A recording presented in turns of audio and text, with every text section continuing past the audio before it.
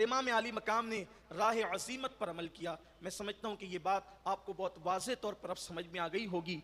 अब इमाम अली मकाम का जो मामला है कि यजीद के दिलो दिमाग में वो खटक रहा था कि इनको किस तरीके से राह से हटाया जाए। वो जानता था जब तक के खून रसूल जिसकी रगों में है उसको अपने रास्ते से नहीं हटाऊंगा, उस वक्त तक मैं चैन से हुकूमत नहीं कर सकूंगा।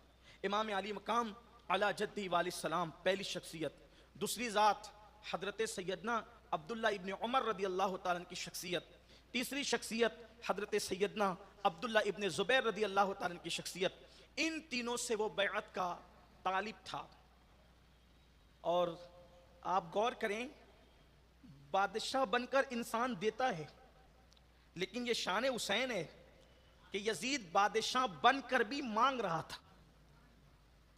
बादशाह बनकर भी वो सवाल, ये दरे आले रसूल है, अगर कोई बादशाह बनकर तख्त पर बैठ जाए तो भी वो दे नहीं सकता, मांगता ही रहता है और वो मांगता ही रहा।